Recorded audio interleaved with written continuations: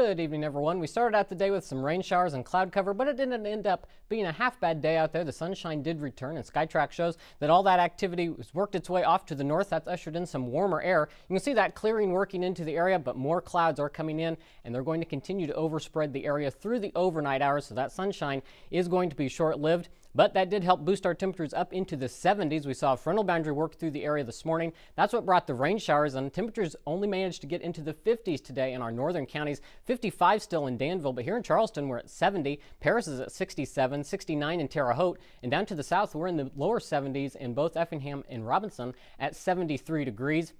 You've noticed the winds have been picking up today, and they're only going to continue to increase as we go into the next few hours through the overnight. We're already seeing winds out of this east-southeast at about 20 miles an hour across the viewing area.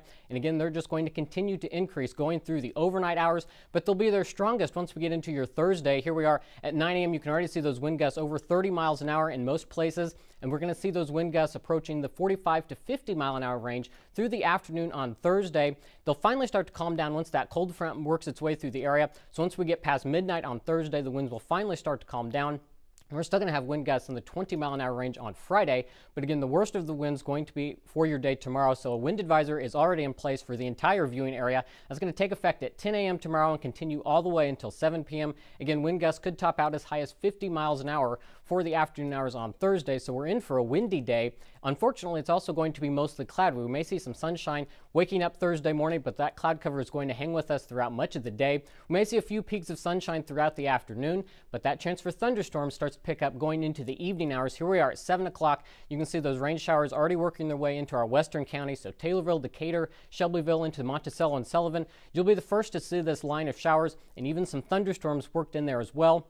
That line's going to continue to advance to the area, making it to about the I-57 corridor around the midnight hour, and that's just going to continue to drive eastward, still affecting our eastern counties, places like Terre Haute, Paris, Marshall, Robinson, early Friday morning. But getting into the dawn hours when you're starting to get up on Friday, that activity is all going to clear out of the viewing area, giving us some more in the way of clear skies for Friday morning. But as those storms roll through the area, we will have the potential to see some of those be on the strong to severe side. So the Storm Prediction Center does have the most of the viewing area in a slight risk for severe weather, marginal risk further off to the west where those storms will be initially developing. The main threat with any of those storms that develop are going to be damaging winds, and brief spin-up tornado can't be ruled out along with some large hail, but again, that main threat is going to be those damaging winds. Rain totals for Thursday going into early Friday morning, not too impressive, but where we get some of those thunderstorms, we could pick up a quick inch of rain, so that will be an issue where those thunderstorms are heaviest.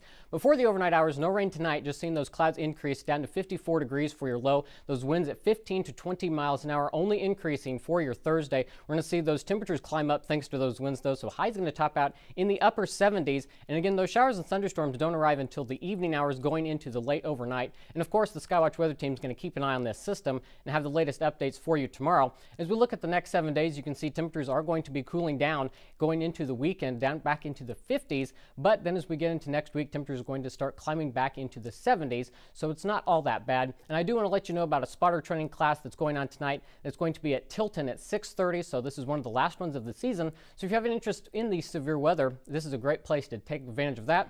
That's all I have for you in the Weather Center. I'm going to send it back to Vince in the newsroom.